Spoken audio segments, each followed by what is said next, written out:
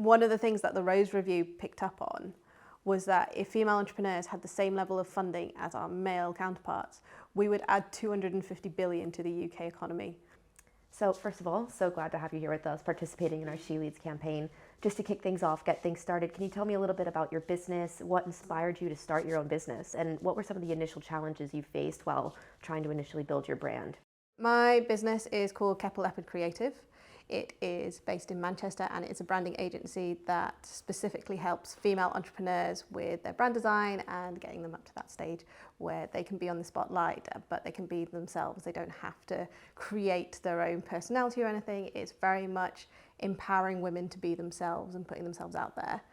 Branding is almost psychological in a way. It's helping people understand the business and getting them to buy that business. And I saw sort of a real gap for female entrepreneurs because ultimately female entrepreneurs, it's much harder for them to be successful as a self-employed woman.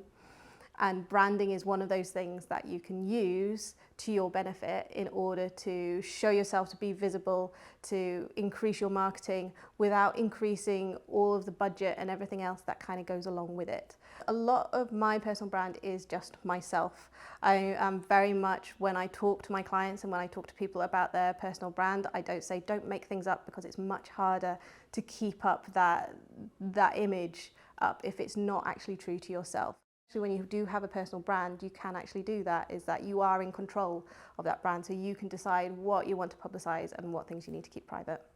My business actually started because I was 7 months pregnant and I was made redundant from my full-time job. I had 1 week's pay, I had 8 days holiday pay given to me, and that was it.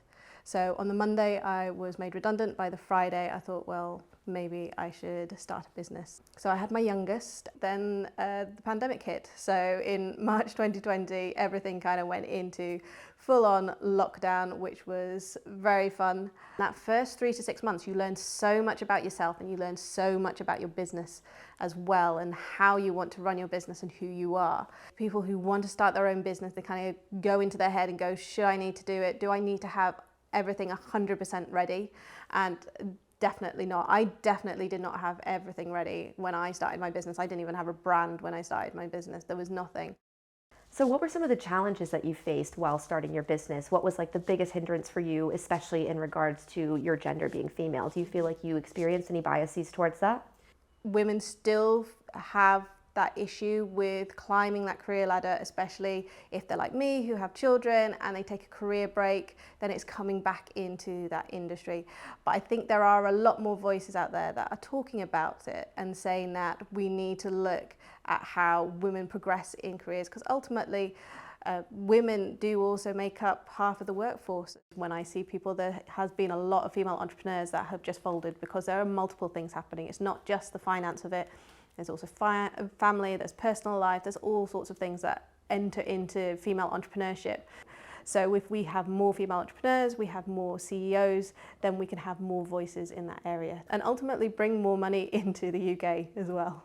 I feel like something that's so common, especially amongst women, is imposter syndrome. And have you ever experienced it? How have you navigated it? How have you not let it prevent you from being the best version of yourself while being a female entrepreneur? Imposter syndrome is a way of keeping you humble.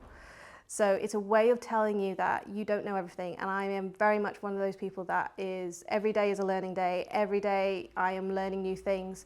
In branding, I am not a full expert in branding because things always change. For instance, the pandemic, everything, any data that we had about marketing or how people were going to react, soon as the pandemic hit, all of that went out the window. We had to start again because it wasn't there anymore. And so we're always learning and we're always understanding that side of things. I get it every day. If I post things and you think, oh, is somebody going to comment on these? And is somebody going to say something? And I think it's very much kind of defining what that is. So if somebody says something to you that is negative or there's a negative response, you kind of have to understand is like, do they have something genuine that you can learn from, or is it just their own opinion? And if it's kind of their own opinion, then it's like, well, I can decide whether to take that on board or I can disregard it because it's not something that I need to know about and I don't need to take on board really. So you talked a lot about mentorship and supporting other women. Can you talk a little bit more about your experience being a mentor or being a mentee? There isn't very many mentors out there, so I'm a mentor for the Girls Network, in which that's helping 16 to 18-year-olds go out to either go and work in STEM or they want to start their own business. So my mentee, she wanted to start her own business and that's what it was for, so I mentored her. And I think it's really important because for female entrepreneurs, when you're seeing somebody that's like they're at the next level and they've done it and they're there to sort of go, I want to nurture you and I want you to help you on your journey. I think that's a really big, important thing, and it's something that is normally missed for female entrepreneurs because there aren't as many female entrepreneurs at that level where they can sort of go back and mentor. Female entrepreneurs look out for each other. We're very much supportive of each other. You can go to each other and sort of go, this is what I'm stuck on, and we can really help each other. Whereas I think it's slightly different when you network. I've been to mixed networking events, and quite often with mixed networking events, men come up to me and sort of they're talking at me.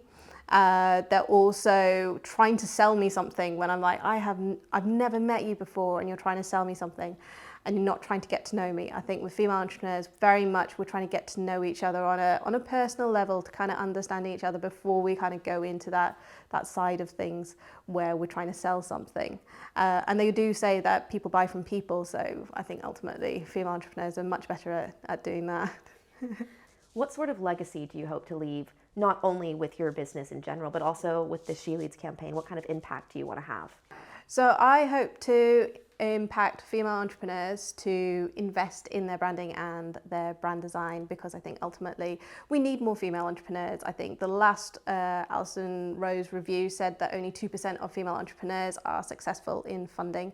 And one of the biggest things when it comes to investment and it comes to funding is how do you present that business and how do you show those investors that your business is worth investing in, and a big part of that is the brand. Quite often you'll see if businesses go under, a lot of companies will buy the brand, they won't buy the products, and that is because the brand is much more valuable. Ultimately, you can be yourself and you can present yourself and you can be public about what you're doing, and you can go along and you can empower others as well. You don't have to just kind of sit back in the shadows and sort of go, well, I'll just run my business. You can kind of go for whatever you want to go for. So many women are really going to be inspired by you. So just want to say thank you so much. Thank you.